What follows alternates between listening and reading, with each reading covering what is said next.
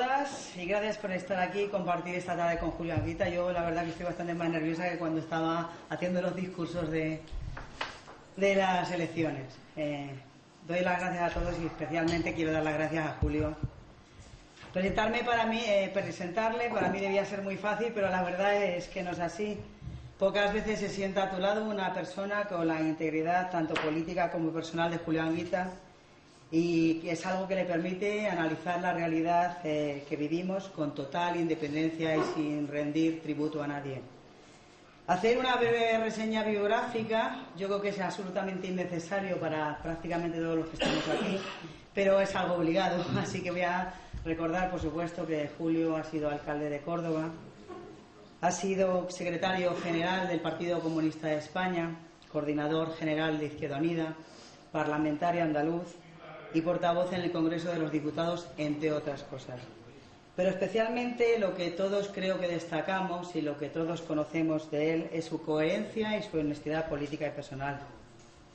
Para nosotros es un privilegio contar con su presencia, por lo que nos aporta de su visión de las cosas, de su visión del mundo, de la sociedad, y lo es, ante todo, porque lo que nos hace falta a la gente corriente es reflexionar para influir activamente en el día a día de nuestro entorno, de nuestro pueblo y de nuestra sociedad. Una sociedad a la que muchos de nosotros no nos gusta cómo funciona, no nos gusta cómo está organizada, porque no sirve ni a nuestras necesidades ni a nuestros intereses.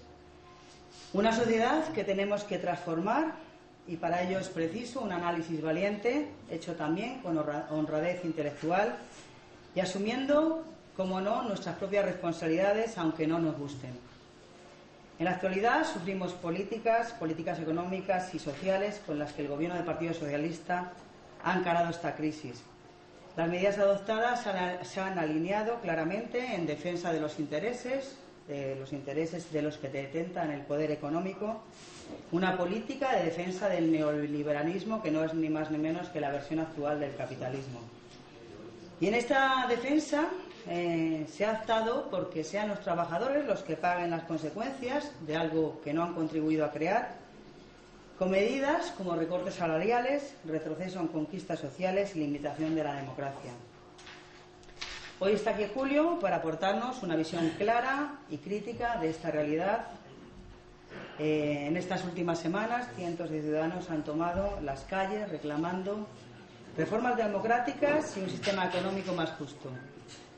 Construir una democracia más justa, una democracia más inclusiva, es tarea de todos y va a requerir un esfuerzo sostenido a largo plazo y una toma de conciencia por parte de todos.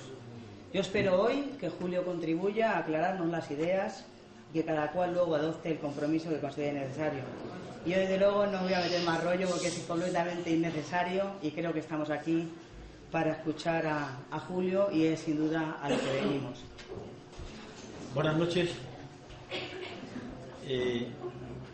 Esta tarde yo voy a exponer sobre un tema que necesitaría de muchas horas y de varias conferencias.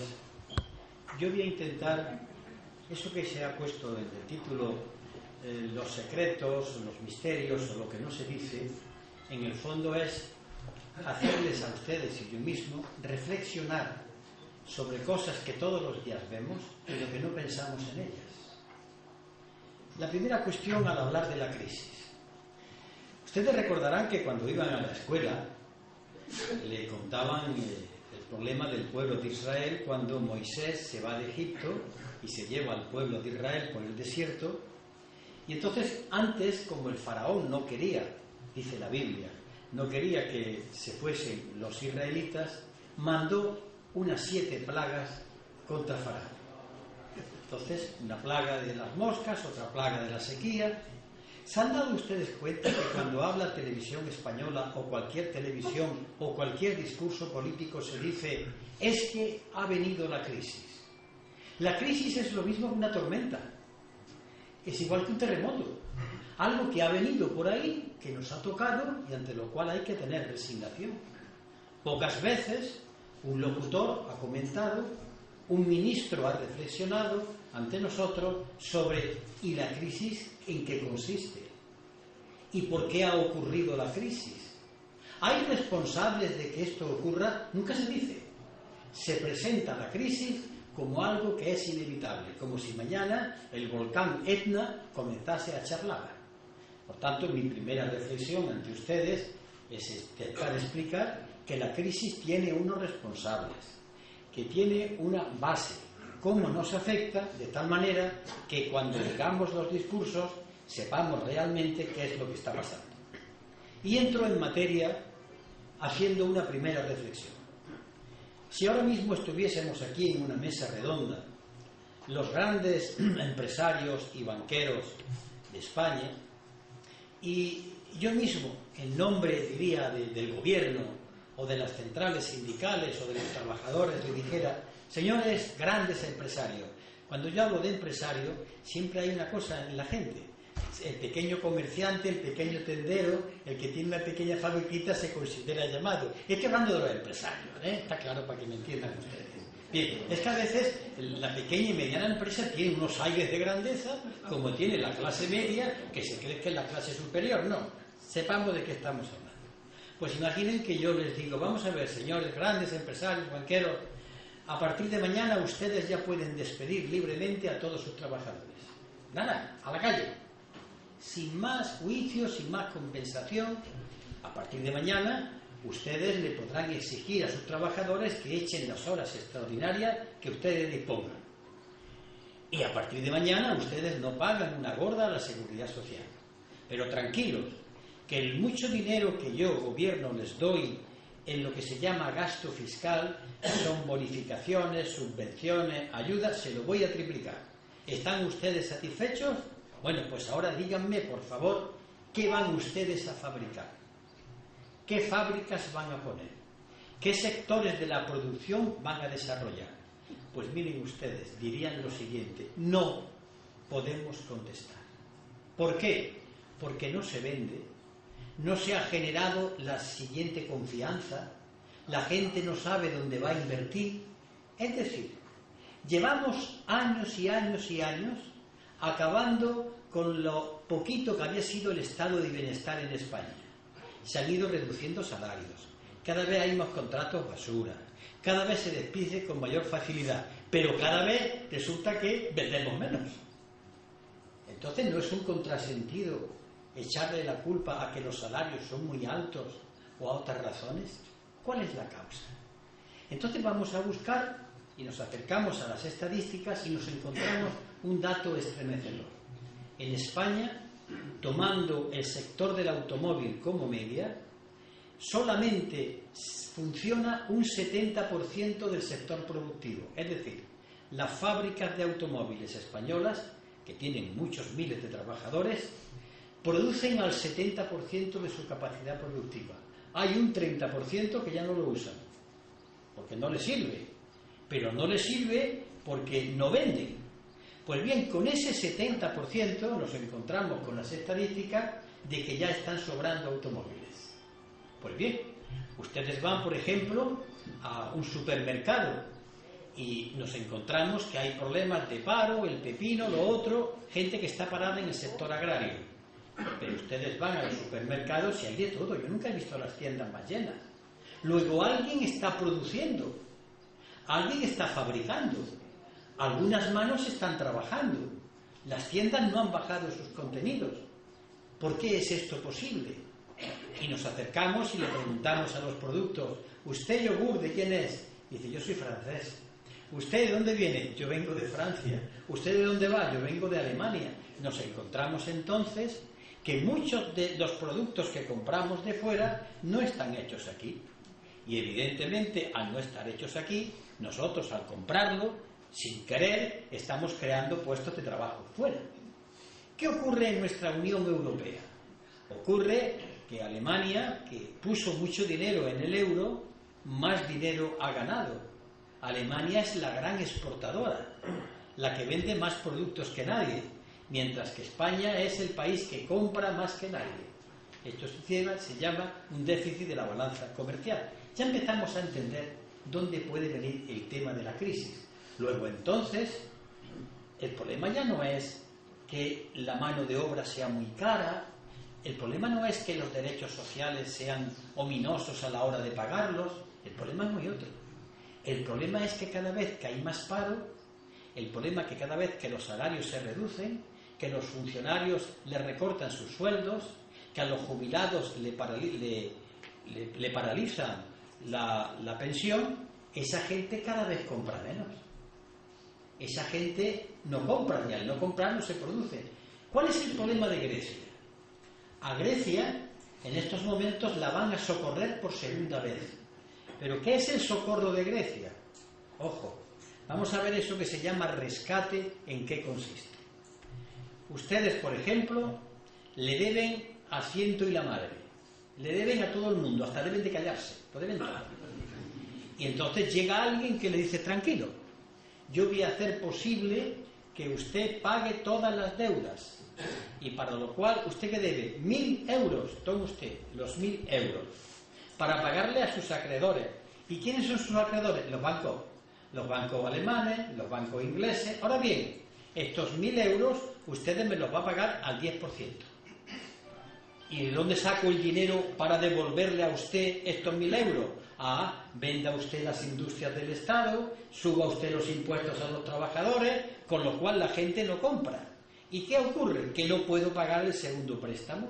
Entonces dicen, tranquilo, yo voy otra vez al segundo rescate, le voy a prestar otra vez 1.000 euros, pero esta vez al 15%, para que ustedes me paguen la deuda que generó la deuda y la deuda. ¿Y con qué los pago? Pues vendiendo más industrias del Estado, aumentando a los trabajadores y haciendo más recorte a los funcionarios, hasta que ya termina por ahorcarse. Caso de Grecia, caso de Irlanda, caso de Portugal, y les anuncio que el próximo, digan los ministros lo que digan, va a ser España. Por una razón fundamental, porque estamos entrampados hasta los ojos, pero la trampa no es una trampa del Estado. España debe ahora mismo, 2,5 billones de euros. He dicho 2,5 billones de euros. Pero no crean ustedes que los debe el gobierno. El gobierno no llega ni siquiera a 1 billón de euros. El restante dinero, hasta 2,5 billones, lo deben. Son las deudas de las familias y las deudas de las empresas. Cada vez hay más pisos que se entregan porque no se pueden pagar. Las familias ya se encuentran con préstamos bastante difíciles de devolver y las empresas están hasta aquí. Por tanto, esa inmensa trampa tendrá que pagarse ¿de dónde? Y dicen los economistas, si conseguimos ser competitivos, si conseguimos vender nuestros productos al extranjero, pero resulta que para vender los productos al extranjero hay que competir con Francia, sobre todo con Alemania, y salvo en algunas cuestiones como pueden ser ferrocarriles o incluso construcción aeronáutica, en otras cuestiones los productos nuevos son de inferior calidad. ¿Cuándo vamos a devolver el dinero? Tarde, mal y nunca. Este es el porvenir que se nos viene en lo alto. Por tanto, la crisis es algo muy, muy gordo, tremendo.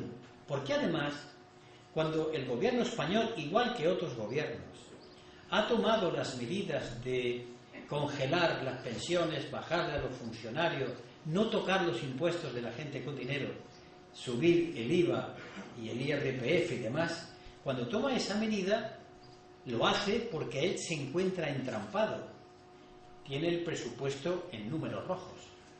Pero ¿eso por qué es así? Vamos a trasladarlo a nuestra vida corriente. Ustedes, por ejemplo, ganan 500 euros, y con eso van viviendo, pero ustedes no sé cómo y de qué manera todos los meses se gastan 600. Luego ustedes tienen 100 euros de números rojos todos los meses. Y claro, ustedes tienen dos soluciones. La primera solución es ganar más, pero ustedes no encuentran trabajo para ganar esos 100 euros. O la segunda solución es que ustedes gasten menos. Y dicen, pero si ¿cómo voy a gastar menos? Si estoy este pan para este queso y este queso para este pan. Y entonces alguien de su familia tiene una brillante idea. Bueno, para pagar los 100 primeros euros que yo debo, voy a vender la cocina. Vende los aparatos de cocina mientras ya calienta un poquito de lo que sea y come. Un mes pagan. Al mes siguiente ustedes venden el dormitorio, al mes siguiente venden el comedor, y cuando a ustedes ya no le quede nada que vender, ustedes siguen debiendo 100 euros y ustedes ya no tienen que devolver. Esto está ocurriendo cuando los gobiernos venden las industrias del Estado para pagar el déficit. El déficit no se soluciona porque se siguen debiendo 100 euros. Se han quedado sin industria. Esto empezó con Felipe González, privatizando una banca española, privatizando las industrias españolas, y ahora con Rodríguez Zapatero, después de Aznar, vendiendo las loterías del Estado, vendiendo los aeropuertos nacionales y vendiéndolo todo para intentar que la trampa baje. Pero la trampa sigue estando hasta que acaben con todo. ¿Me van entendiendo? Otro camino es sacar dinero. ¿Y a quién le saco el dinero? Cuando un gobernante, un alcalde, se encuentra ante el problema del déficit, pues tiene delante de sí una serie de posibilidades que son las siguientes. Y dice, hay que subir los impuestos, ¿vale? ¿A quién? Primera cuestión importante, ¿a quién le subo los impuestos y qué impuestos subo? Vamos a ver, ¿le subo los impuestos a las grandes fortunas? Quieto ahí, ni hablar, vale. ¿Le subo los impuestos a una cuestión que se llama las sociedades de inversión de crédito variable, SICAV, que son unas sociedades que se crean para que las fortunas que tienen bastante dinero puedan invertir y cotizan a Hacienda un 1% en vez del 18%, que tiene castaña la cosa? No, esto es intocable, no se le puede. ¿Puedo invertir o intervenir desde aquí, que hay medidas para intervenir desde España en los paraísos fiscales? Cuando ustedes hacen la declaración de Hacienda, hay un sitio muy curioso, está puesto ahí, que ustedes tienen que rellenarlo, porque dicen, ustedes pueden invertir en paraísos fiscales, no utilizan la expresión en donde está el dinero opaco. Bueno, ni tocar esto. Entonces, ¿a quién le tengo que tocar? ¿A quién le toco? A quien tiene el salario seguro, los funcionarios. Y como los funcionarios no trabajan, se dice, pues a los funcionarios les recorto el salario. Y cuando hablamos de funcionarios, todo el mundo piensa en el hombre del manguito, de la oficina, en la policía, en los bomberos, en los médicos, en los profesores. Cuidado con la palabra funcionarios. Pero hay una parte de la población que se frota las manos de manera miserable porque le gusta la igualdad hacia abajo. Y en vez de pedir que todos vivan igual que los funcionarios, y los que vivan, prefieren que los funcionarios vivan tan mal como ellos. Es la moral del esclavo. Es la moral miserable del que prefiere estar en el barro que no con el otro hacia arriba. Otro día será pues que las pensiones las vamos a paralizar, las vamos a congelar. En Portugal no solamente han congelado las pensiones, sino que determinado número de pensiones por encima de 1.500 euros, esas las van a gravar nuevamente. Este es el panorama.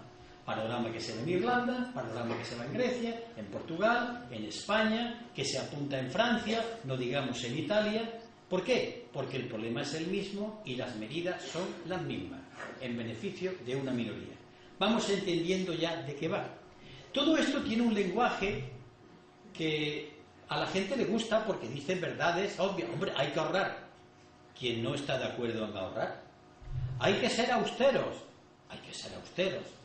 Hay que esperar que los años malos, pues tenemos todos que portarnos bien. Y quien no se tiene que portar bien. Pero nadie dice, oye, ¿y por qué no empezamos por el señor Botín? ¿Por qué no empezamos por el señor González del Banco de Bilbao Vizcaya? Por ejemplo, una pequeña anécdota para que ustedes sepan en dónde estamos, que no nos engañemos.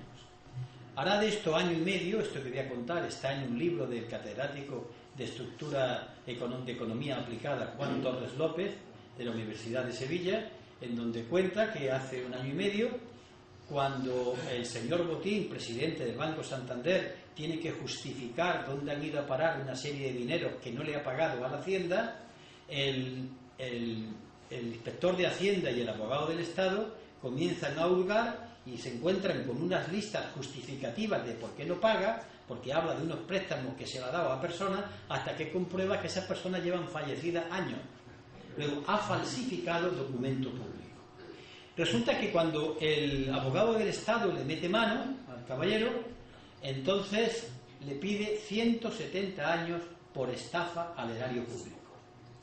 Pues en ese momento en que el funcionario en cuestión, el abogado del Estado, comienza el proceso, a incoar el proceso, doña María Teresa Fernández de la Vega, vicepresidenta de Gobierno, lo llama y le dice, mire usted, señor abogado del Estado, yo como representante del Gobierno y por tanto que administro el Estado ahora, le digo que el Gobierno que yo vicepresido, no se siente estafado. Y como no me siento estafado, deje usted el asunto. Y le perdona a don Emilio Botín la cantidad. Este es nuestro país. Este es nuestro país. No solamente en este caso, sino en otros muchos más que están publicados y que no se sabe. ¿Saben ustedes por qué? Esto es dramático. Porque ellos saben perfectamente que en nuestro país no se lee. Si ustedes vieran los libros que hay por ahí y que nadie ha secuestrado, contando los robos, latrocinios que se hacen en el país y que la gente pasa como si aquí no hubiera ocurrido nada. Pero bueno, vamos, ya he puesto un poco el panorama para situarnos donde estamos. ¿Y por qué se originan las crisis? Cuando yo estudiaba Historia de la Economía en la Universidad de Barcelona, el catedrático de la asignatura, que era del Opus Dei, don Valentín Vázquez de Prada, a pesar de ser el hombre del Opus Dei, nos decía: señores, sepan ustedes que el capitalismo tiene siempre crisis. Es un sistema económico, un hombre conservador decía: el capitalismo tiene crisis. Y decía: siempre sales de ellas. Pero voy a explicar un poco el truco. Efectivamente, desde que el sistema capitalista existe, de manera periódica, hay una crisis, otra crisis, otra crisis. El inventor de todo esto, el que puso en marcha los ciclos que se llaman de la economía, era un economista llamado Schumpeter, el cual, por cierto, era un hombre conservador, pero en los últimos días de su vida escribió una pequeña obrita en donde dice: fíjense en esto, el capitalismo va a morir de éxito.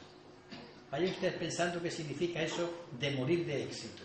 El caso es que este señor pone en marcha la teoría de los ciclos, y hay ciclos que tienen nombres de economistas, un ruso Kondratiev, otro que se llama Juglar, pero es verdad, en la economía ha habido el siguiente ciclo. Por ejemplo, estamos en el momento de crecimiento, la economía llega a lo más alto y de pronto comienza a bajar, es un periodo de depresión, un periodo de recesión, que es cuando está más abajo, y vuelve otra vez a subir. Bueno, está bien, si nos ha pillado en un momento de baja, ya subirá. Lo que nadie ha reparado es lo siguiente, que cuando se pasa del momento de mayor depresión a subir, se han quedado en la cuneta millones de parados y millones de pequeñas y medianas empresas cerradas. Siempre. Eso no se cuenta. Que siempre hay muertos en esta historia. Que siempre hay gente que cuando la economía sube ha dejado de tener trabajo. Pero atención a esto. Cuando la economía sube, ¿quiere decir que no hay paro? ¿Qué quiere decir cuando la economía sube? Que evidentemente hay un conjunto de personas que ganan dinero. ¿Todas? Evidentemente no. Las que se han quedado atrás, esas no tienen dinero. Entonces, ¿qué ocurre en los telediarios? Que cuando nos dicen que la economía va a crecer las ganancias de determinadas personas. Pero de ahí no se infiere que creen puestos de trabajo. Sin embargo, eso se lo venden a la gente y la gente se lo cree. Y hay que crecer para crear puestos de trabajo. Muy bien. ¿Por qué no se han ido creciendo los puestos de trabajo en los años de este crecimiento del ladrillo y un largo etcétera? ¿Y qué puestos de trabajo eran los que se estaban creando? ¿Qué clase de infraestructura? Pues bien, las crisis. Vamos a hablar rápidamente de las más importantes. En el año 1929, tiene una crisis tremenda. Yo no he visto tanta gente que se mata. La banca se hunde, es el crack de Nueva York, y hay una crisis tremenda. Hay un economista llamado Keynes que se acerca a la administración americana y él le propone una solución que es muy fácil. Venía a decir lo siguiente: señores empresarios y gobierno, señores empresarios, déjenle ustedes al gobierno la gran economía y ustedes se dedican a la pequeña economía. ¿Qué quería decir esto? El gobierno a partir de ahora va a subir los impuestos a la gente con dinero. Sepan ustedes que Keynes llegó a poner los impuestos de la clase pudiente de Estados Unidos al 95% de sus ingresos. No les gustó, pero Keynes le dio una explicación. ¿Ustedes quieren morir o quieren pasar por el mal trago para que puedan ustedes existir? Es igual que al enfermo.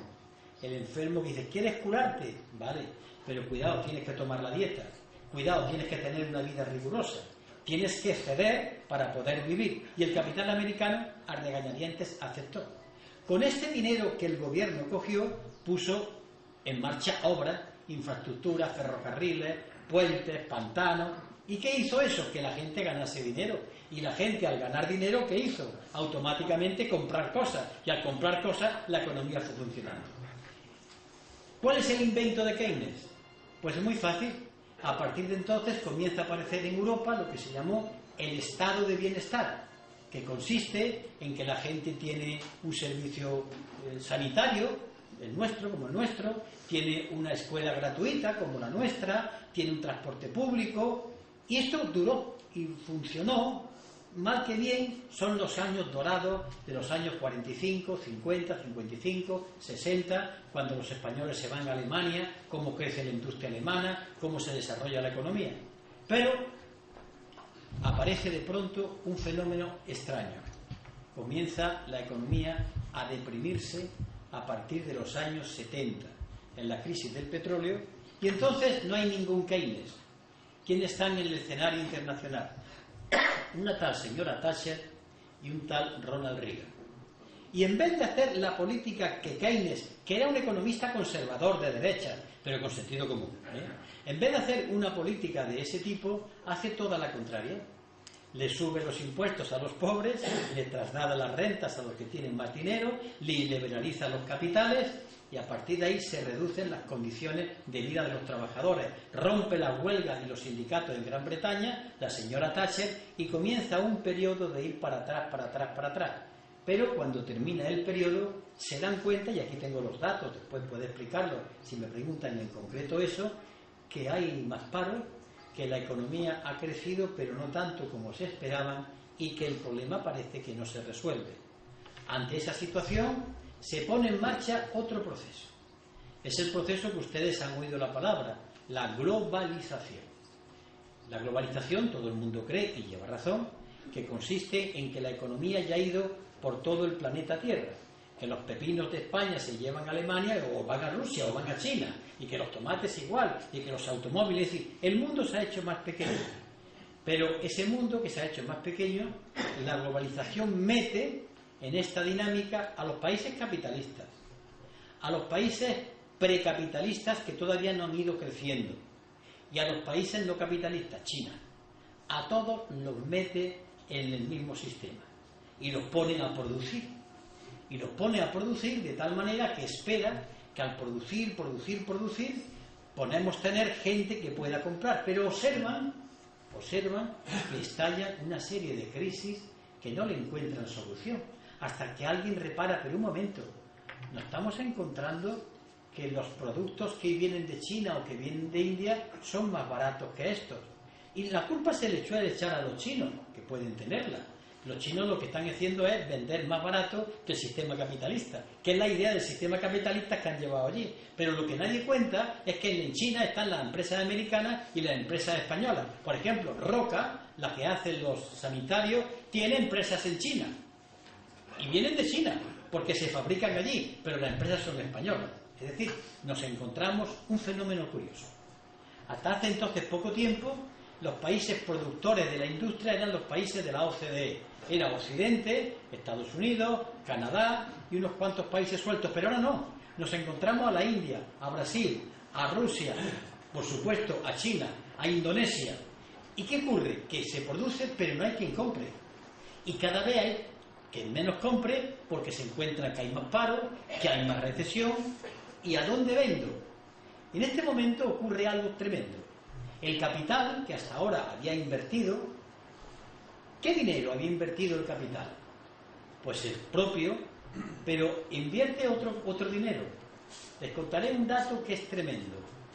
Los fondos de pensiones, que eso ya los pone la gente, cuando dice, haga usted un fondo de pensiones para cobrar la jubilación, de los trabajadores británicos y norteamericanos en el año 90 era de 3 trillones de dólares. Digo bien, 3 trillones de dólares. Es decir, el capital coge el dinero de la gente, aparte del suyo, para invertirlo. Pero de pronto se encuentra que ya no hay fábrica, que no funciona. ¿Dónde invierto yo para ganar dinero? Porque entonces la nueva expresión es ganar dinero, no importa cómo. Ustedes nos han visto, ¿no recuerdan cómo en la época de los pisos la gente compraba pisos, vendía pisos, lo volvía a revender? Todos caemos en eso. Bueno, algunos no, porque no tenemos. Pero es que la gente también forma parte del sistema capitalista sin darse cuenta. Ha caído en lo propio. ¿Qué ocurre? Que cuando no pueden invertir, pues vamos a invertir en una nueva fábrica. La fábrica de crear dinero, haciendo más dinero con dinero. Es la especulación, las burbujas que estallan. Al fondo de todo no hay nada, sino dinero que crea dinero, ese dinero crea dinero, pero lo que se ha fabricado, que es la auténtica riqueza, continúa estando estancada. Y así van las fortunas de un lado a otro, enriqueciendo momentáneamente países, hasta que se pincha la burbuja y un día se encuentran en Estados Unidos que los bancos han engañado a la gente. Y claro, los bancos han engañado a la gente y el gobierno americano, antes de que la banca quiebre, pone dinero allí para sacarla a flote. En Europa no va a pasar a eso, hasta que se encuentran que los bancos europeos también se han metido en el negocio y los gobiernos europeos ponen dinero para que su banca no quiebre. Y en España, decía el presidente del gobierno, que en España esto no era posible, que el sistema bancario era más seguro. Pues bien, ¿saben ustedes lo que ha pasado en Cajasur? Lo que ha pasado con las cajas, simplemente que las cajas le prestaron al ladrillo y llegó un momento que el índice de morosidad, los del ladrillo no le podían pagar a las cajas y las cajas se quedaron enganchadas. El índice de morosidad de Cajasur, con todos los que dirigían entonces Cajasur y determinados contratistas de entonces, llegó a un 8% de morosidad. Se encuentran que no pueden cobrar. ¿Por qué? Porque la gente no puede pagar. ¿Qué es lo que pasa ahora mismo? Que se encuentran con impagados porque ha habido un momento en que la gente compró a crédito. Pedía uno 1.000 euros y le decía a la banca, no, toma 1.200 para que te compre otro, para que funcionase la rueda. Todo se ha venido abajo. ¿Qué ocurre entonces? ¿Cuál es el próximo paso? ¿Cuál es la próxima salida? Ser conscientes de que un sistema de vida y de economía está dando la boqueada. Ahora bien, esto no quiere decir que mañana se hunda y los que son de mi cuerda ideológica piensen que va a salir de pronto el comunismo, el socialismo, la anarquía, y muchísimo menos. Puede venir la catástrofe o puede venir el fascismo, porque estamos en una época de crisis tremenda, porque nos hemos acostumbrado a creer que el dinero funcionaba, así vamos a invertir, nos lo han dicho los dirigentes políticos. Europa es el lugar donde esto funciona, decía Carlos Solchaga, España es el país de las inversiones, inviertan ustedes, en esto se gana dinero, y hemos ido montando una especie de rollo en espiral que ha hecho que la gente se haya ido endeudando, pero la economía de abajo, la que realmente es la riqueza, la fábrica, el campo, la mina, los trabajos intelectuales, manuales, esa es la auténtica riqueza, no el dinero. Un dato nos va a decir más que mis palabras. Vamos a ver. Desde el año 1980, la masa de bienes producidos se ha multiplicado por 10. Es decir, que si en el año 1980 producíamos 100 toneladas, ustedes piensen en todo, 100 toneladas, hasta ahora se ha multiplicado y tenemos 1.000, 10 por 100, 1.000. Pues bien, la masa monetaria, el dinero, desde entonces se ha multiplicado por 800. Es decir, el dinero ha subido más que los productos que se fabricaban. Aquí tengo la señal de en qué economía estamos. Hay más masa monetaria, más billetes en circulación, más crédito que lo que realmente producimos. ¿Qué crédito? ¿Qué dinero?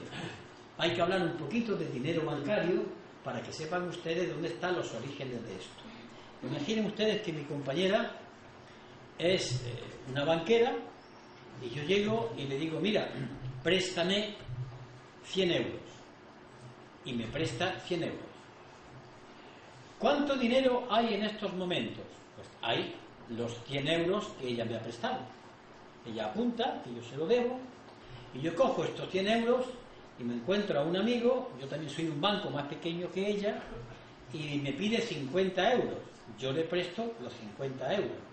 Ustedes me dirán, bueno, pues aquí están los 100 euros. No. Porque yo con mis 100 euros puedo endeudarme y puedo tirar de talonario, pero este de los 50 también. Luego hay 150 euros. ¿Dónde están? En el papel, pero hay 150 euros.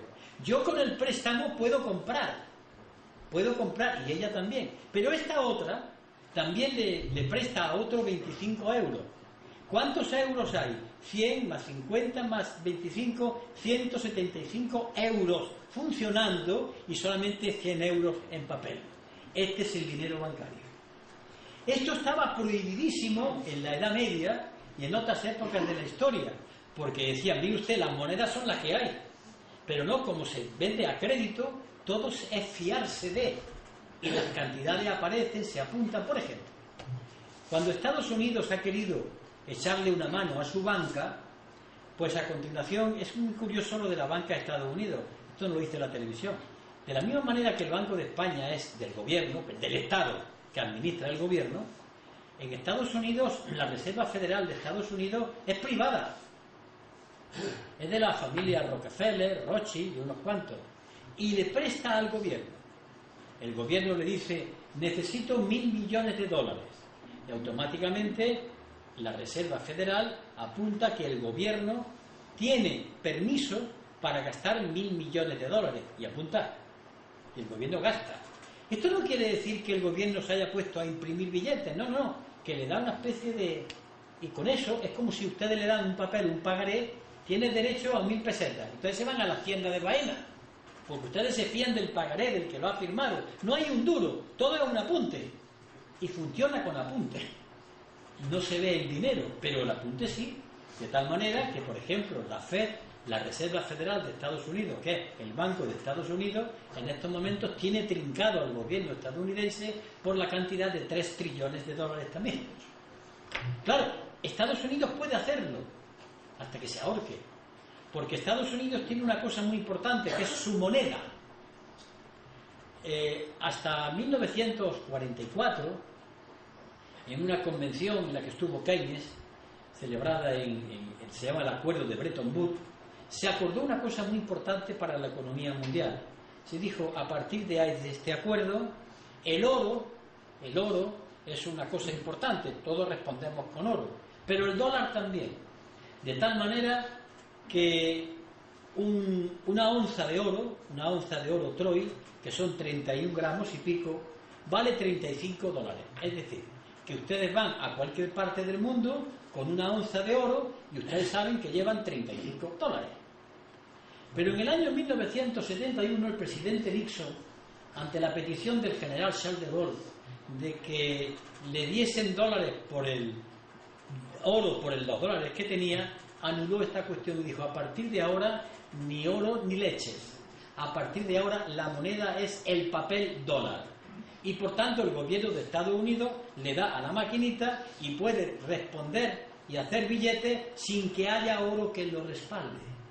Pero cuando eso ocurre, lo que está haciendo Estados Unidos es volcar su deuda a los demás, porque los demás compran y venden en dólares. ¿Y quién hace los dólares? Estados Unidos, que no tiene que darle cuenta a nadie. Claro, pero esto es una soga que ahorca a los demás, pero que uno también puede ser ahorcado en ella. Hoy se encuentra el gobierno americano, está a punto, en muchos aspectos, de una suspensión de pago. Cerca, muy cerca, aunque tiene un potencial industrial, y sobre todo Estados Unidos tiene una base económica muy importante. Se llama la Sexta Flota Americana, se llama su ejército, que suple, por la fuerza de sus armas, aquellas cosas de economía que no consigue, porque es una economía en recesión frente a lo que ha sido la economía de Japón, la economía de Alemania, la economía china, la economía emergente todavía de India y otros aspectos. Bien, si nos damos cuenta, esta crisis es de difícil solución, porque hasta ahora estábamos acostumbrados a lo que he dicho antes, al círculo, a recesión, auge, crecimiento, recesión, aunque se quedaba gente parada y se cerraban industrias, bueno, pero íbamos saliendo. Pero ahora pasan los años. ¿Saben ustedes que la crisis empezó en el año 2007, no? Ya venía de antes, pero empezó a notarse. ¿Han oído ustedes al gobierno decir, hasta el año 12 el paro va a seguir funcionando? Y dicen, digan usted el 15. No encuentran salida. Y es normal. Pero claro, al no encontrar salida es porque ya no saben qué hacer con el sistema. Lo que ocurre es que desde otras ideas no hay la alternativa preparada, porque todavía seguimos pensando con las ideas clásicas. Un ejemplo: los sindicatos, hasta ayer o hasta hoy, siempre han tenido una idea muy clara. Yo tengo que ir a la huelga. La lucha obrera consistía en participar en la tarta. Hay una tarta en que el capital participa y los trabajadores pelean por coger una parte cada vez mayor, normal. Esto está dentro de lo que se llama la lucha de clase. Pero bueno, lo que ocurre, ¿y si la tarta ya no existe? ¿Y si la tarta ya no vale? ¿Qué va a repartirse? Es decir, el problema es que ya no vale. Crezca usted gobierno de manera indefinida, a crecer, dice el gobierno. ¿Y qué hago? Más pisos están sobrando. ¿Qué hago? Más pepinos. Mirad lo que está pasando en Alemania. ¿Qué produzco? Más hoteles. Ustedes, que hay muchos hoteles. ¿Qué produzco? Más automóviles si no se compran. Ven ustedes dónde está el problema. Y este problema hay que explicárselo a la población. Y hay que explicarlo, decir que se necesita un cambio de mentalidad y un cambio en la justicia social. Que mañana empiecen a pagar los que mantienen sus impuestos, que se persiga el fraude fiscal y que se le diga a la población que los tiempos de las vacas gordas se han acabado por mucho tiempo, casi para decir para siempre jamás. Se han acabado. ¿Y por qué razones se han acabado? Por algo que está ocurriendo en el mundo. Junto a esta crisis, que yo estoy describiendo muy por encima, hay un fenómeno inquietante para el sistema, para mí no. Es que de pronto se calcula que de aquí a 15 años va a aparecer una masa de unos 800.000 millones de personas. El planeta tiene ahora 7.000 millones de personas. Van a aparecer unos 800.000 millones de personas con una capacidad de compra de lo que se llama clase media. Es decir, se considera clase media, según estos estudios, aquellas personas que ganan al año entre 25.000 y 30.000 dólares. La persona que gana al año eso se considera clase media, que ya en determinados países tiene un nivel de compra, pueden comprar muchas cosas. ¿Saben ustedes lo que son 8.000 millones de personas que quieren consumir, que quieren comprar, que quieren vivir como en Occidente y que reclaman? Tenemos que pensar entonces que hay que pensar en cómo se redistribuye la riqueza del país. ¿Ustedes se imaginan si los chinos dicen que quieren tener 2 coches como muchas casas en España, no sé cuántos televisores, y quién le dice que no tienen derecho? ¿Qué es el problema? Luego, tenemos que pensar que tenemos una crisis. Esto se llama la crisis del crecimiento económico. ¿Por qué? El sistema capitalista ha ido funcionando en la medida en que metió en la cabeza de la gente que hay momentos en que la gente ha conocido con el sistema capitalista que vivía mejor. Yo no niego, como dice un sindicalista alemán que era rojo, que el sistema capitalista es el mejor para producir las cosas que a veces no se necesitan. Pero bueno, ha vivido de 3 ideas que nos ha metido a todos hasta aquí. Una, el mercado, la economía libre. El Estado no puede dirigir la economía, el Estado no puede intervenir, lo cual es mentira, porque el Estado siempre interviene. Es el que hace las leyes, la reforma de los mercados laborales, el que dicta normas de impuestos, siempre interviene. Pero ellos quieren que intervenga y que no se note, que nos dejen. Pero bueno, esto le llaman mercado. El mercado es una ficción. El mercado es como algo que se coloca ahí al cual le echamos las culpas. Yo diría es como un santirulico, que me cure el santo. Todos sabemos que una escayola, pero nuestra fe hace que a veces una curación que parece milagrosa no lo sea. Yo la tengo por milagro. El mercado era lo que se ha dicho. Esto es la libertad de mercado. Cuando Zapatero dice no tengo más remedio que subir los impuestos porque los mercados me han exigido que para poder yo invertir o sacar más deuda tengo que subir los impuestos. Entonces todos los jefes de gobierno recurren al santirulico, al dios mercado. ¿Y quién es el dios mercado? Porque parece que no tiene cuerpo. Claro que no tiene. ¿Quiénes son? El Banco de Santander, el Banco de Vizcaya, la banca alemana, la banca francesa, las multinacionales. Pero hemos puesto el santo, diciendo que son los mercados. Esa primera idea no sirve. La segunda idea era la competitividad. Esta palabra no se cae de la boca de los dirigentes políticos. Hay que ser competitivo. Y uno se arma de paciencia y le pregunta: ¿Qué es la competitividad para ustedes? Hombre, vender más que comprar. Perfecto. Usted, país, el que sea, tiene que vender más que comprar para tener su cuenta corriente, su saldo, claro. Pero usted no ha preparado una cosa que es muy curiosa, es de cajón, es de primaria. Si todos ustedes y los que están ahí somos todos países del mundo, y yo le digo, todos ustedes tienen que ser competitivos, ¿me quieren aclarar a quién puñeta le vendemos? Porque alguien tendrá que comprar. Alguien tiene que comprar, o le vendemos a los marcianos. Luego, la propia idea de competitividad es enfrentar a unos países con otros, unos capitalistas contra otros, perdiendo siempre los trabajadores, en una quimera, en una ilusión, en ser competitivo, cuando eso no puede ser. Un país tiene que comprar, otro tiene que vender un producto, el otro, el caso de Alemania, que le exige a todo el mundo que sea competitiva, pero eso no puede ser. Alguien tiene que comprar. Esa idea ilusoria, cuando se traslada a la realidad, ¿en qué consiste? Pues muy fácil. Si yo quiero vender, tengo que vender mis productos o bien porque sean mejores, y para que mis productos sean mejores se necesitan años de estudio, de técnica, de preparación, de organización del trabajo, de relaciones laborales, de marketing, de todo lo que ustedes quieran. Y si yo no puedo, porque en ese terreno no he afinado mucho, no tengo más remedio que vender porque mi mano de obra es más barata. Lo que ocurre es que la mano de obra barata puede valer para recoger una cosecha, pero en determinadas industrias hace falta una mano de obra cualificada, gente que sepa, porque les entregan unas máquinas muy complejas, pero se necesita un tiempo para preparar a esos trabajadores. Eso es un problema. El otro, que aparte de eso, si lo que van a producir los trabajadores va a tener mercado. ¿Por qué me hablan tanto de competitividad? Pero siguen con esa idea y la gente se lo cree. Yo he llegado a escuchar a un dirigente reputado de izquierdas decir delante mía que había que hacer empresas competitivas. Ese hombre estaba hablando de enfrentar un país con otro, una empresa contra otra, y que los trabajadores de esas empresas, como los perros se pelean por una carne que le echan, empezasen a pelearse por ser más competitivos. Verbigracia. Cuando algún ministro dice que hay que quejarse porque el presidente Chávez o cualquier otro de esa línea ha cogido y le ha subido los impuestos a las empresas españolas y que trata mal a las empresas españolas, sale el estúpido patriotismo que Chávez trata mal a las empresas españolas. Señores, a mí me la traen al payo las empresas españolas.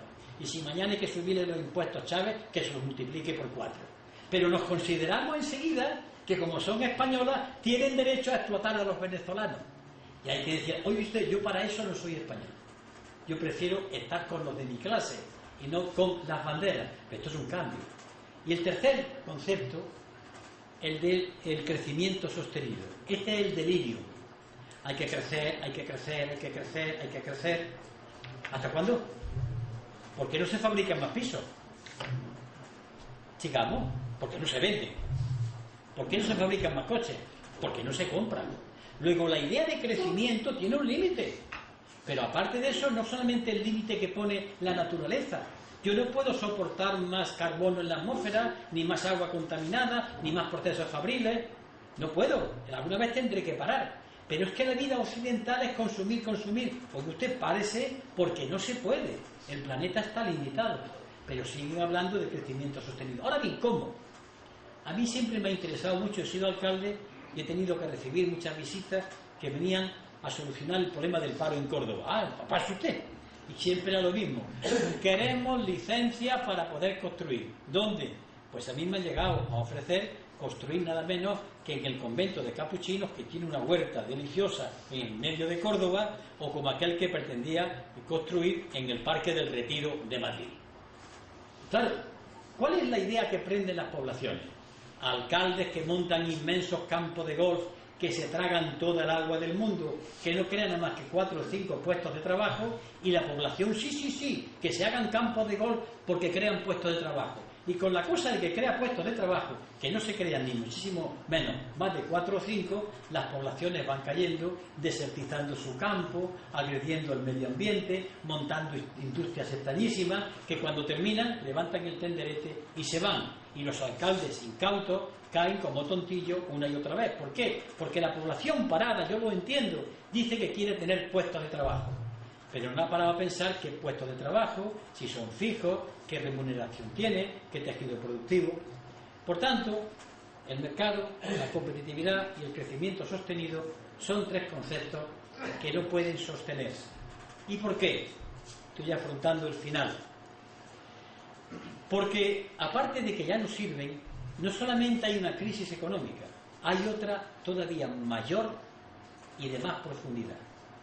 Yo le llamo, y sobre ella hago una o dos conferencias, fíjese, meterla aquí, se llama la crisis de civilización.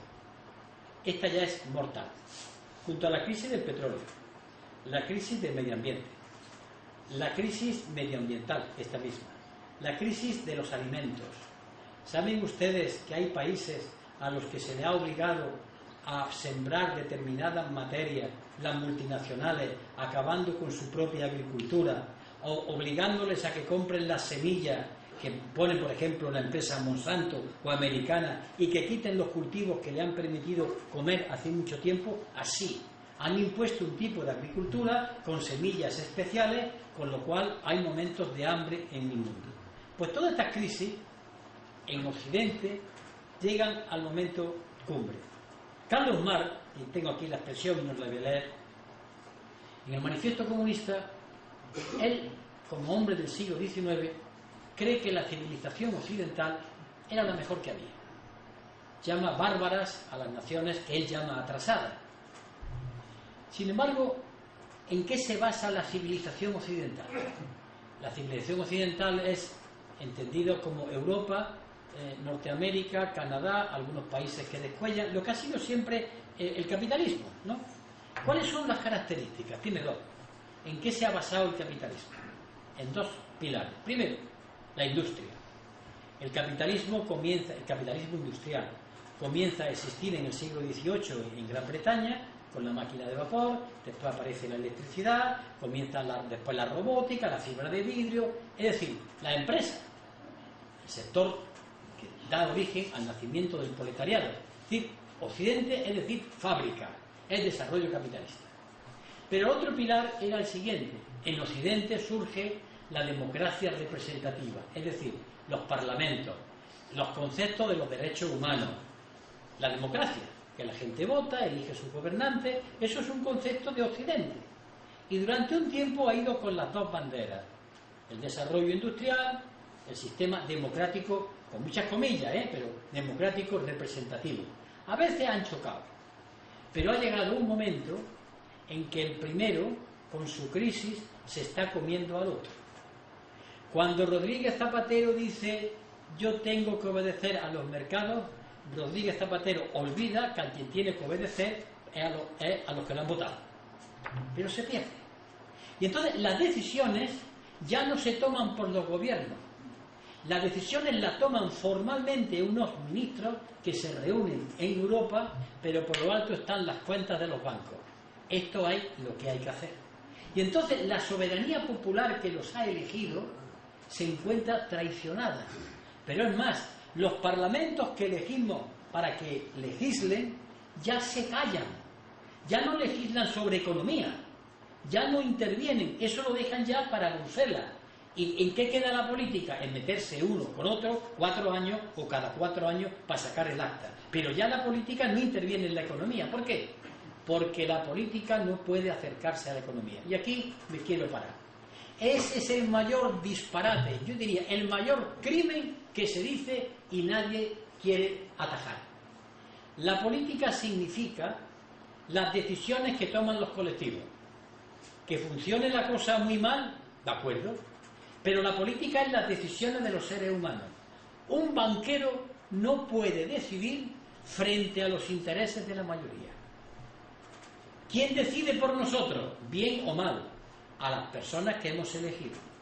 En el momento que las personas que elegimos obedezcan a quien nadie ha elegido, en ese momento la democracia ha muerto, y está muerta. Hagan ustedes conmigo, o después en su casa, un ejercicio. Cójase la Constitución española. No van a leer nada más que 2 títulos: el título preliminar y el título séptimo. Léanlo despacito. los españoles tienen derecho a... ¿Se van ustedes a morir de risa o de llanto? No sirve para nada. Cuando dice el artículo 47 que todo español tiene derecho a vivienda, pues yo ahora hago una propuesta que estoy haciendo por ahí. Miren ustedes, cuando se demuestre que a alguien que está hasta aquí, que le van a quitar la vivienda el banco, y se demuestre que no puede pagar la hipoteca porque no puede, y se demuestre que no tiene más vivienda que esa porque no tiene otra residencia, el banco pierde la hipoteca, porque el artículo 47 dice que todo español tiene derecho a la vivienda. ¿Pero qué estoy diciendo? Un conflicto. Por primera vez, en toda su crudeza, el conflicto siempre ha existido, pero por primera vez la legalidad, las leyes, los derechos humanos chocan frontalmente contra el mercado. Son incompatibles, no pueden mantenerse, no pueden sostenerse. Esta es la crisis de una civilización. Cuando sus dos pilares chocan y uno se traga al otro, esa civilización está muriendo. ¿Quieren ustedes ideas claras? Pues miren ustedes más. Hace años un señor que fue muy conocido, el presidente del Bundesbank, Hans-Tim Meyer, lo dijo con una claridad tremenda. Dice, los políticos deben saber que tienen que obedecer las órdenes de los mercados. Es la de los bancos. Bueno, pues muy bien. Dice Juan español que está en la plaza y se rasca la cabeza. Pues que se presenten los bancos a las elecciones. No. Lo que ocurre es que las elecciones se presentan no para mandar, sino para ser capataces. En España el amo es Botín, el capataz es Rodríguez Zapatero. Y si gana Mariano Rajoy, será el nuevo capataz. El problema de estos capataces es que en su discurso le hacen creer a la gente que cambiando de partido gobernante y no cambiando el modelo van a conseguir más cosas. Es el truco de los prestidigitadores, de los ilusionistas. Y si no, díganme. Vamos a la realidad española. Año que gobierna don Felipe González. ¿Quién empezó a privatizar y a vender las industrias del Estado? El señor González Márquez. ¿Quién hizo las primeras reformas del mercado laboral? El señor González Márquez. ¿Quién continuó la faena? El señor Aznar López. ¿Quién la ha continuado después? El señor Rodríguez Zapatero. Y por tanto, los españoles a la hora de votar la derecha, la izquierda, caen, y perdónenme cariñosamente, caen a veces como tontillos. Porque igual que los niños cuando van a ver los cristovitas, ¿saben lo que es los cristovitas que se dicen en Córdoba? Está el bueno y el malo. Y los niños, el malo le pega al bueno. Los cristovitas son fulanito, menganito, la derecha, la izquierda, son iguales. Pero el pueblo español vuelve a caer en el tema de los cristovitas. Tranquilo, lleva cayendo hace siglos. De modo que tampoco ustedes se sientan especialmente afectados.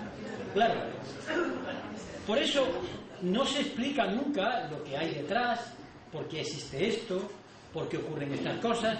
Y por ejemplo, cuando el señor Rodríguez Zapatero dice, no, hay que hacer sacrificio para que no nos rescaten. ¿Qué está diciendo? Saben ustedes que a Grecia la han rescatado, ¿no?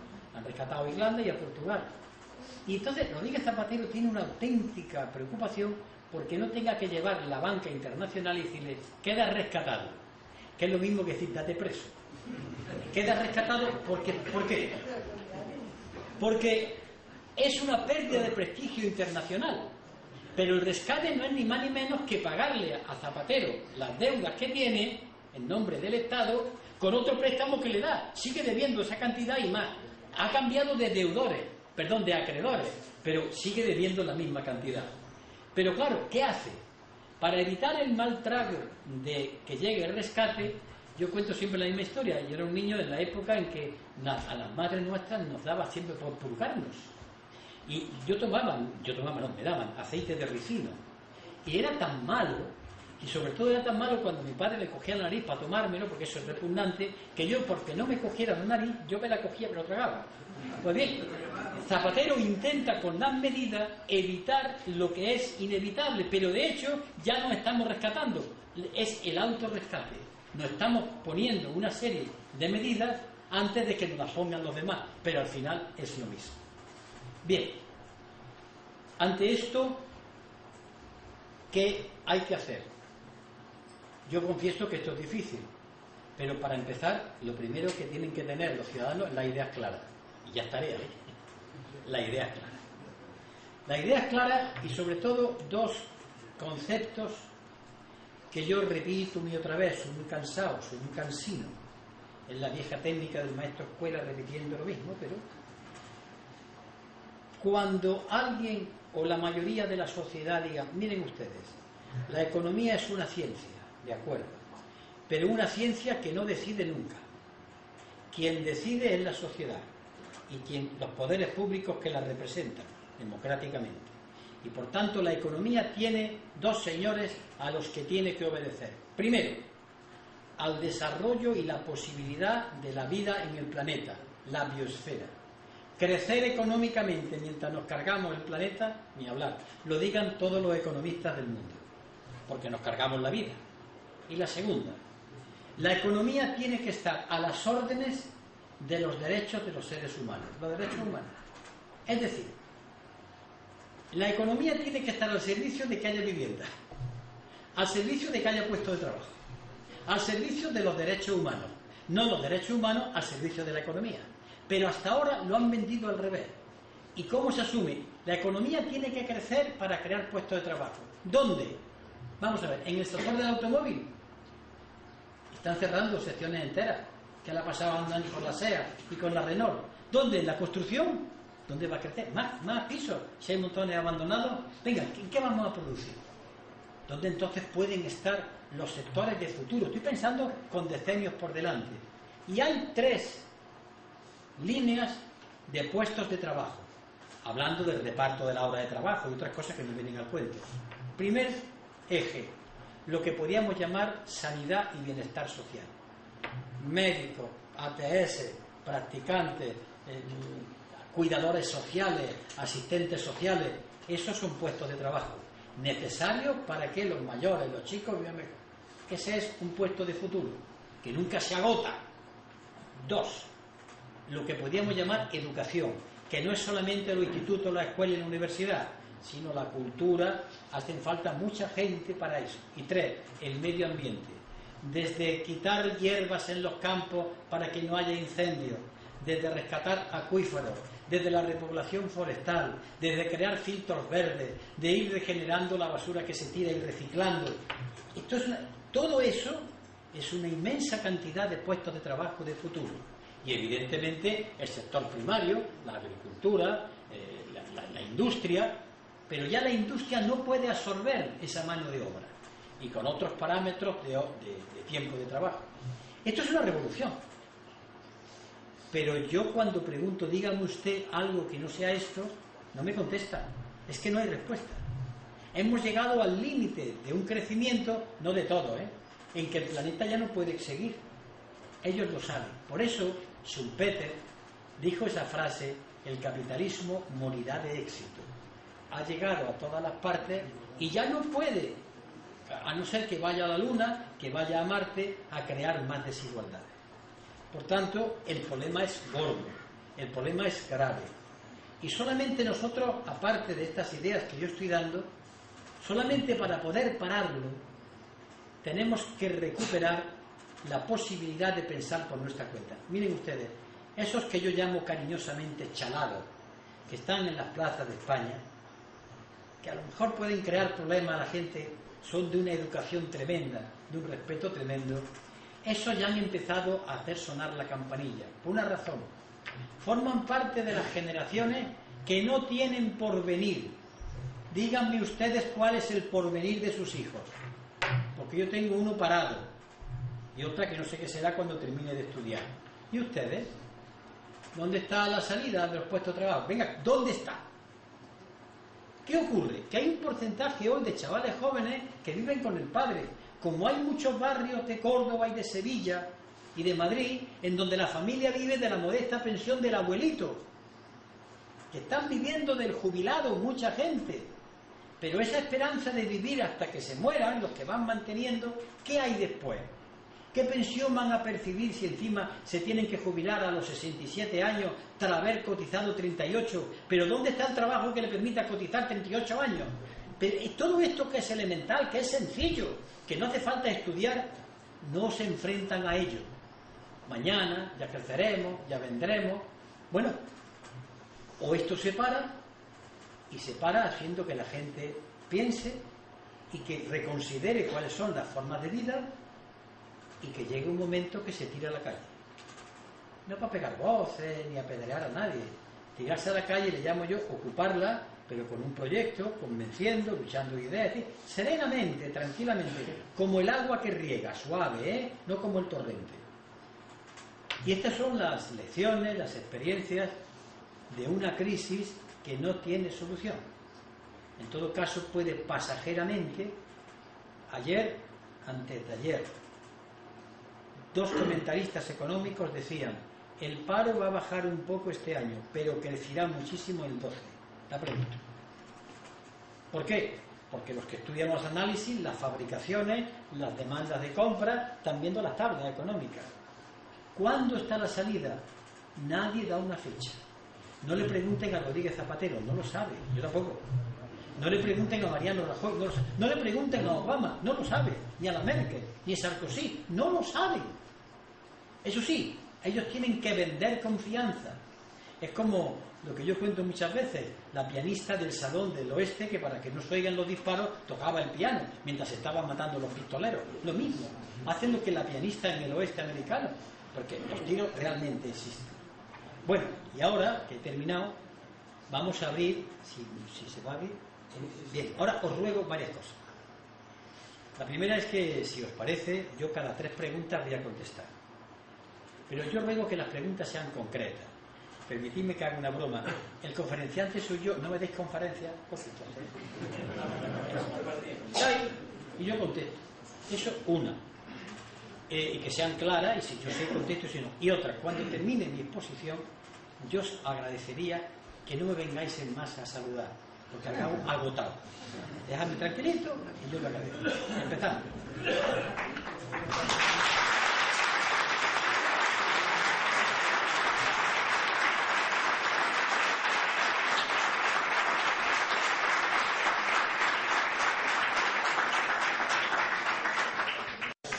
Impulsar a las pymes.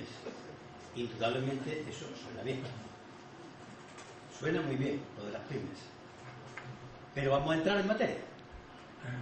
¿Qué necesitan las pymes? Menos impuestos, ¿no?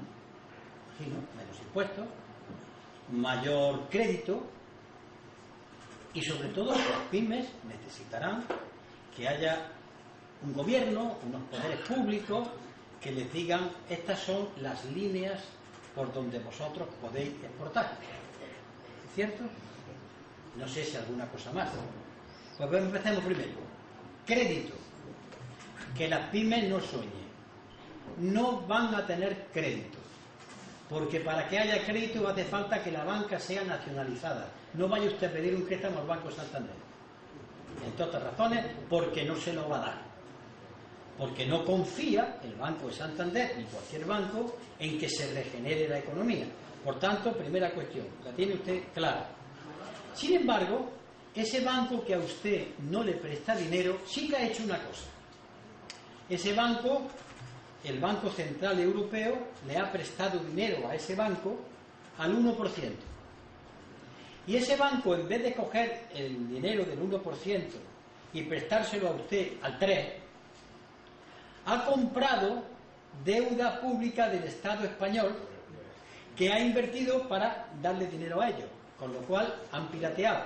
Tenían que estar en la cárcel, pero ahí están. O sea, que usted ni las pymes ya está bien de la cárcel, que no hay solución con este sistema, no la tiene. Segunda cuestión. Usted plantea que se le den unas líneas de producción, eso es lo que yo quiero saber.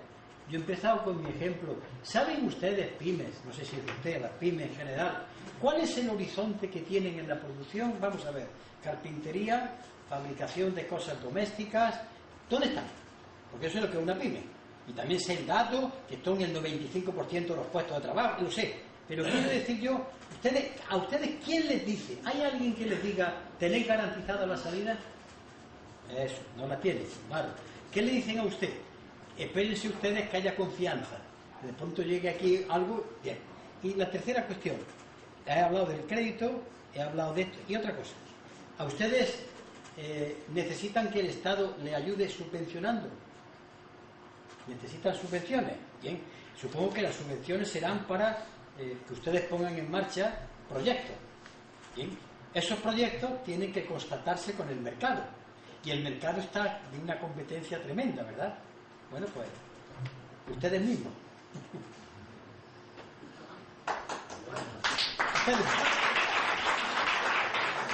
Que esto en otra situación se podía hacer, claro, pero las pymes cuando piden estas cosas, yo les pediría, pídanlo ustedes que tienen derecho y razón, pero pidan que la banca se entregue, si no están ustedes cantando a la luna. Pidan que los gobiernos intervengan, si no ustedes lo que hacen es quejarse. Pidan que, y digan, ¿y qué van a poner ustedes? ¿Cuáles son las condiciones laborales con sus trabajadores? Todo esto, evidentemente. Hablen ustedes de esto que se llama ahora la productividad. La productividad, que es, como usted sabe, la capacidad de producir por unidad de tiempo más productos, no depende solamente de que el trabajador trabaje más, de las relaciones laborales, de la maquinaria, de las cuestiones técnicas, muy bien. De la calidad laboral. Efectivamente, justamente, eso lo sabe mejor que yo. Bueno, pues yo estoy dispuesto, si yo fuese gobierno, vamos a discutir. Pero usted me tenía que pedir, oiga usted, coja usted a la banca y diga que me preste. Y vamos a ver ahora dónde están los mercados. Y a lo mejor hay que decirle al pueblo español, yo sé que esto para los europeístas de salón me van a excomulgar. Señores, compren productos españoles. ¿Visto esta así? Ahora dirán, no, esto es intervencionismo, esto es que nos tenemos que defender ante lo que hay. Y entonces yo le pido a las pymes que si firman eso, vamos para adelante y las relaciones laborales con su gente. Ahora bien, ¿de dónde saca el dinero? Dos cosas. Vamos a hablar de el salario de una persona. Le voy a contestar a usted, pero tengo que sentar las bases. Toda persona, todo trabajador que trabaja, porque hay algunos que no trabajan porque están en paro, recibe 3 salarios. Lo que pasa es que se cree que recibe solo uno. El del sobre, eso se llama salario directo. Después hay otro salario que recibe y que no lo tiene como tal, el indirecto. Es el instituto de sus niños, el hospital, las medicinas, la cultura, el centro cívico del ayuntamiento, yo qué sé. Todo aquello que le sirve para que su vida sea mejor. Pero recibe otro salario, además, son 3. El salario diferido, la pensión. ¿Cuál es el sueño imposible? Que un trabajador cobre una magnífica paga, tremenda, que además tenga una enseñanza de calidad buenísima, una salud extraordinaria, una cultura extraordinaria, que no pague impuestos. Esto es imposible. Entonces vamos al grano. ¿Por qué no pensamos que el salario directo puede en su momento ser menos cuando usted le garantice la perfección, los libros, la educación, la asistencia? Claro, ese es el debate que tengo que decir que las centrales sindicales le da horror a entrar en él. Y lo he dicho porque cuando pusimos en marcha una iniciativa legislativa popular para repartir el tiempo de trabajo, yo no puedo decirle a un empresario, tiene usted 7 trabajadores, ponga usted 20 más. Y dice, ¿cómo? Claro, lleva razón. Entonces hay que hablar también con el empresario de esta situación de lo que es el salario. ¿Por qué? Porque sí hay. Con estas condiciones sí hay. Hay gente. Basta con que tenga un salario, sepa que no tiene que gastar ni un duro en todas estas cuestiones, que tiene su cultura asegurada, es un cambio de sociedad. Y si en todo caso, para empezar, ¿dónde sacamos el dinero? Pues se lo voy a decir. Banco de Santander, a pagar. ¿Ves? Si es que hay que sacarlo donde está. Banco de Bilbao Vizcaya, a pagar. Sociedades de inversión de capital variable, a pagar. Fraude fiscal, a pagar. Paraísos fiscales, a pagar. Y no, esto no fue en la Rusia soviética, fue en Estados Unidos, cuando Keynes grabó con un 95% a los capitales. Y era un capitalista inteligente que quería salvar el sistema, pero sabía, hay que sacrificarlo. Pero actualmente son una utopía. Actualmente es peor, una quimera. Una quimera. Y lo otro, bueno, pues estoy de acuerdo con la intervención del compañero, de peor. Me ha preguntado el compañero que si la solución a esto estaría, y me ha dado una expresión, socialismo real. Nunca unas palabras son solución salvo que le hace una serie de razonamientos. El problema, se llaman países del socialismo real a los antiguos países del sistema soviético, de la órbita de Oriente, países que se autodefinieron como del socialismo real. Es una aclaración para los demás.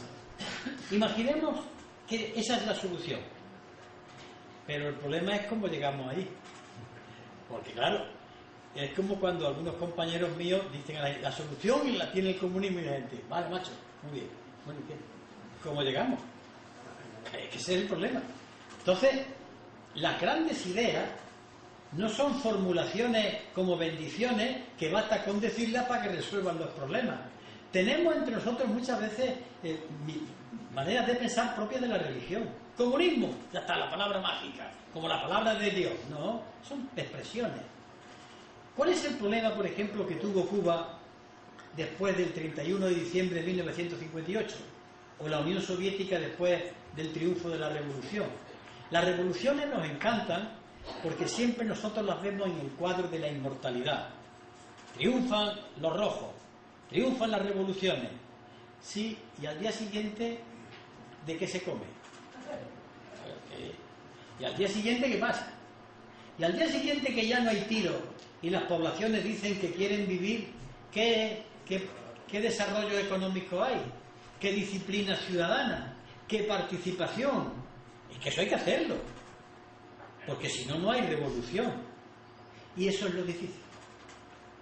Por eso, cuando yo he dicho antes una idea, que ante lo que está pasando decimos el socialismo real, vamos a empezar a construirlo ya.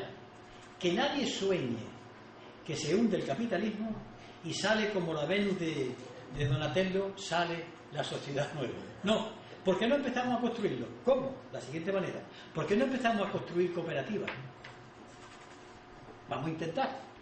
Cooperativas de nuevo cuño. ¿Por qué no empezamos desde cooperativas de vivienda, cooperativas de consumo? ¿Por qué no empezamos a vivir de otra manera? Dentro del sistema vamos a ir creciendo el otro para que lo vaya desalojando. Pero decir, cuando venga el socialismo, y no me refiero a usted en este caso, cuando llegue el comunismo, pero mientras vivir como capitalista, es un poco extraño. Claro, esto implica la concienciación. Esto implica, y voy a ser muy claro, por ejemplo, cuando le plantean a mucha gente, hágase usted un fondo de pensiones, os voy a hacer una advertencia de los fondos de pensiones. En muchos casos es el timo de la estampita. A los profesores de California se han quedado sin fondos de pensiones. Y en Holanda, porque es que le piden a usted que invierta para tener otra paga o una jubilación. La condición es que ustedes paguen todos los meses si tienen empleo fijo. Bueno, pero sin embargo, ¿por qué no luchan ustedes para que yo cuando me jubile ustedes tengan una pensión para vivir? ¿No? Eso es crear la nueva sociedad. No, es que esto no me lo tiene, es que me lo tienes tú que hacer. Y tengo que estar luchando para crear esos espacios. Claro, y yo sé que esto es duro. Si no, el socialismo real es una invocación que se hace, que puede llenar nuestra emotividad, pero que no sirve para nada. El que haya estudiado un poco lo de la Revolución Soviética se da cuenta las contradicciones, los problemas que al día siguiente tuvo que vivir la Unión Soviética para empezar a desarrollar una economía que estaba atrasada, porque eso de la revolución, lo más hermoso para mí es eso. Porque llegar al gobierno casi es fácil. El problema es cómo se administra después al día siguiente. Por eso cuando yo nunca, y lo digo porque como hay aquí camaradas míos que me han oído y que se han metido conmigo en algunos sitios, yo soy comunista. Pero yo nunca hablo de comunismo. Nunca. Porque hablo de lo que a la gente le atrae. ¿Es verdad que todo el mundo tiene derecho a un puesto de trabajo? Pues vale. Ya te irás tú descubriendo lo que es eso. Lucha por lo inmediato. No le obliguemos a que la gente piense como nosotros, que no hace falta. Que es la respuesta que le di a un funcionario del Ayuntamiento de Córdoba, un alto funcionario, cuando llegó a dimitir a mi despacho de alcalde, pobre de mío, que yo no sabía nada, estaba ahí sentado. Señor alcalde, vengo a dimitir porque yo soy católico, apostólico y romano y yo no soy comunista. Le dije, mire usted, para comunista yo estoy yo ya bastante.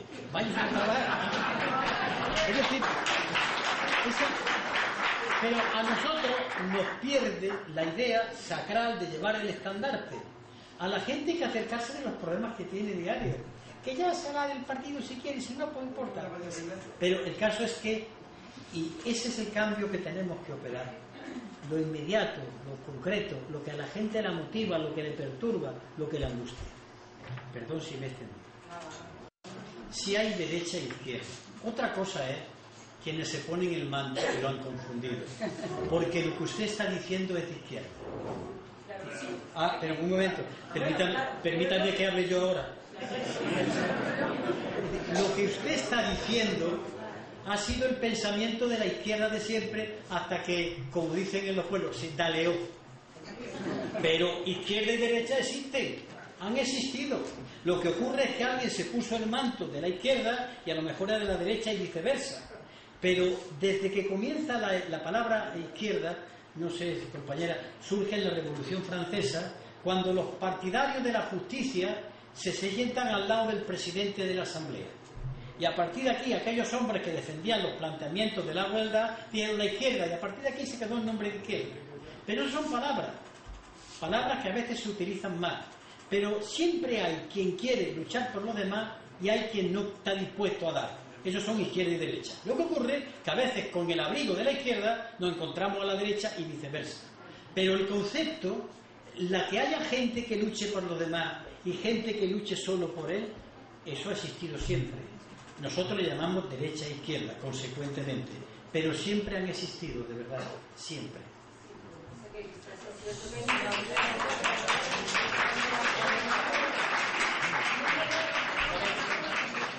Yo quisiera hacer una pregunta, Julio, sobre también una cosa que yo creo que repercute mucho en la crisis, es la corrupción que hay en los partidos políticos.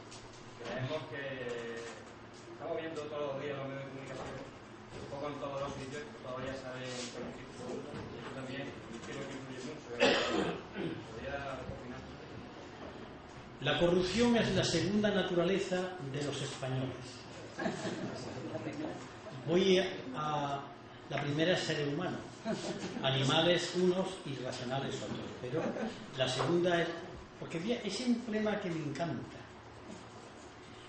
Yo soy durísimo con los corrompidos de la política y con los empresarios corruptos también y con los banqueros corruptos también y con los que maltrabajan y engañan en su trabajo y con los que no pagan un puñetero impuesto y viven de los demás. Este ha sido un país de ladrones. Y sé lo que estoy diciendo. Pero bien querido y bien visto por la población, que es lo que me preocupa. Este es el país que eleva y vota a los sinvergüenzas. Y el votante que vuelve a votar a un ladrón, ¿no es también un corrupto?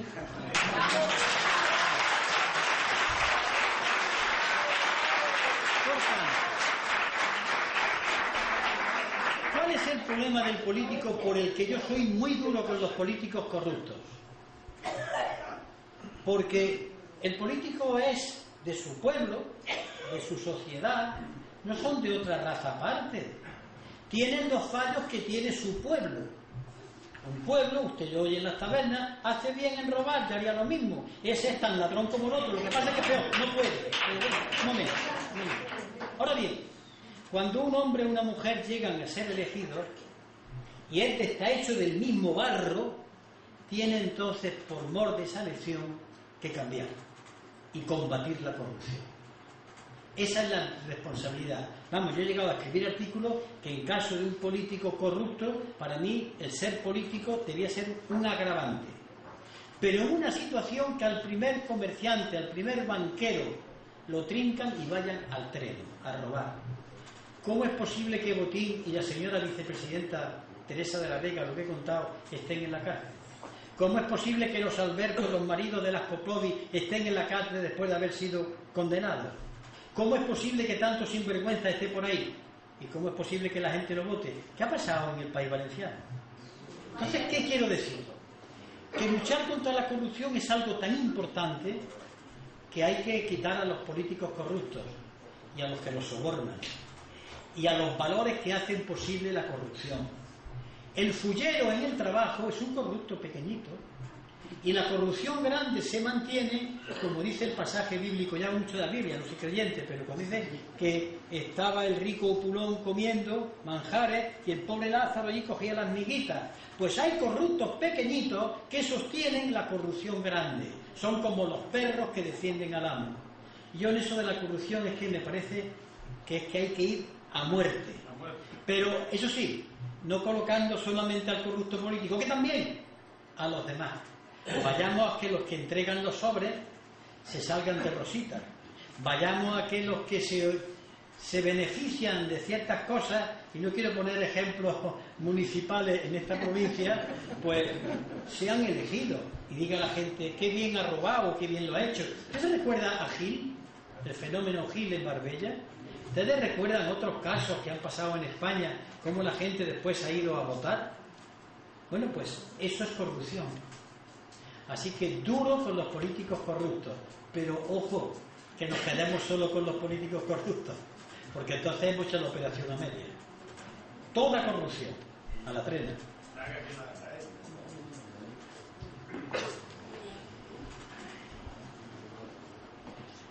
¿Más preguntas? Pues, si no hay más preguntas... Sí. Una reflexión sobre los chavales que están agafados. ¿Los qué? Por la gente que está acampada en Madrid y en todas las capitales de España. Una pequeña reflexión tuya. No, yo he escrito una cosa que ha salido en internet, un artículo que me lo han tergiversado. Voy a denunciar públicamente a una señora que escribe llamada Rosa Montero, que en todo caso falsifica las cosas. El artículo se llama Son los nuestros, pero yo no digo no porque me pertenezca, sino porque yo soy de ellos.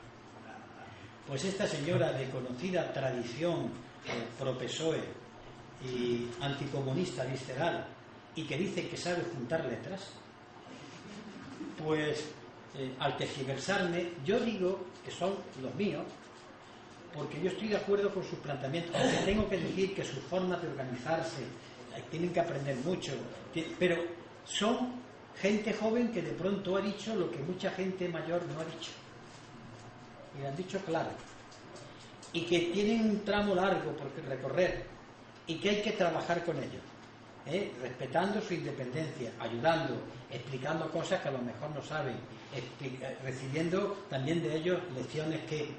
Yo tengo una entrevista dentro de poco y yo he visto una cosa muy curiosa, los que están pidiendo, y ahora me dirijo a los compañeros y compañeras de Izquierda Unida. Muchas de las peticiones que los chicos estos, y mayores que hay, que están haciendo en las plazas, el otro día se lo enseñé a mi mujer el documento y se quedó de piedra. En el año 1998 le ofrezco yo, en nombre de Izquierda Unida, a Joaquín Almunia y a Borrell, le ofrezco un acuerdo en torno a 11 puntos que se desglosaban en puntos. Todos estaban ahí ya, en el año 98. Tengo el documento. ¿Qué ha ocurrido? Pues voy a ser crítico con nosotros mismos. Aquello se aprobó, llegaron a la sede de Izquierda Unida y los guardaron en la estantería, donde están perfectamente cuidando polvo. O sea, que esto que estos chicos han descubierto no es para ponernos las medallas. Quiero decir que son ideas tan claras, tan cercanas, que son evidentes. Cuando ellos dicen que hay que acabar con la impunidad parlamentaria, no con la inmunidad, ya se escribió, que hay que cambiar con la ley electoral, que cuando hay que decir que hay un código ético del cargo público, si ya se escribió. Y le digo a mis compañeros de Izquierda Unida que si me lo recordáis, yo os puedo mandar ese documento, si no lo tenéis, aquí creo que no lo tenéis, es la intervención parlamentaria, que no la hice yo, que yo lo hacía en nombre del grupo, y se le ofrece, y está ahí. Vienen todas, y cuando lo leáis, dice, ¿pero esto qué es? Y es del año 98. A veces Izquierda Unida olvidó eso. Son papeles, cosas de Julio. Yo digo, no, cosas del grupo parlamentario. Pero bueno, yo lo mando. Julio, un año más tarde diste un discurso, una conferencia en el año 99 en Cáceres, junto al desaparecido Yasser Amago, y apuntaba el tema sobre el tema antisistema. Ya ahí en ese discurso ya decía el tema de no me callo porque no me da la gana. Tendrá que ver esto también con otro tipo de crisis que tú nos has comentado ahora, y posiblemente vaya en relación a la crisis del pensamiento, del libre pensamiento, y a la crisis de la conciencia. Hombre, es el problema del pensamiento único y el pensamiento débil, cuando la izquierda ha accedido al pensamiento de los que mandan.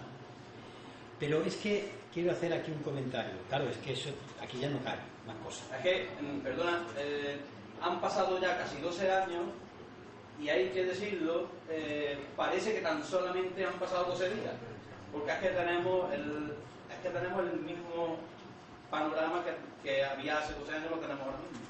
Entonces, el problema, pienso yo que eso, es un problema de pensamiento, de conciencia. ¿Qué pasa con nuestro pensamiento? ¿Quién lo está adormeciendo? ¿Cómo se puede combatir eso? Para empezar, lo adormecemos nosotros. En esta sala, que yo conozca bien, hay 3 locos: Arenas, Rejón y yo. Y llamo locos a todos aquellos que a veces han ido contracorriente. Y da la puñetera casualidad, oye, pues que llevaban razón. Pero no porque fuésemos más inteligentes que nadie, sino porque leíamos que estábamos con los ojos. El ser humano que no tiene curiosidad es un marmolillo. Nadie que se siente en un sitio y diga, ¿y esto por qué es? ¿Y esto por qué no es? Es una cosa, no es una persona. Pues en política hay muchas cosas que comen y hablan. Todas nuestras posiciones, nuestras propuestas eran por observar lo que pasaba, haber leído algo y sobre todo haberlas rumiado, revinado, que dicen en el campo, revinar las cosas. Y por eso los discursos o las propuestas, cuando son correctas, son clásicos, como la clase, es eterno, siempre ocurre. La de cantidad de bofetadas que yo en concreto y los demás en otros debates nos hemos llevado con el tema europeo, todavía me escuecen. Pues clavada, Maastricht, Niza, Ámsterdam. Pero ¿qué ocurría? Que aquello no le gustaba a la clase política instalada. Y a través de sus periódicos, el periódico El País, y los demás periódicos, empezaron a cargar contra aquellos locos que se atrevían a cuestionarlo, ¿no? Y la gente a veces cayó en decir que estábamos locos. Pues no estábamos locos. Locos son los que se quieren engañar. Y es así. Pero bueno, esto ha pasado siempre, ¿eh? Esto es tan antiguo como la humanidad, no es nuevo.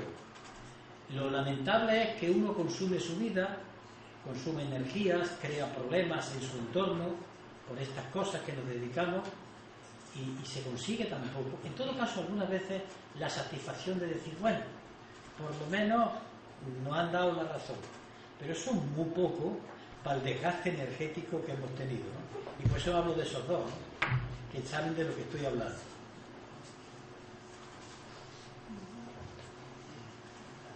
Y hay otro loco. Acá que está allí, Julián Montes. No digo que los demás de izquierda no lo seáis. Estoy hablando de mis locos más conocidos. Pero que estaba, acá que está aquí otro más. Y aquí estos dos también.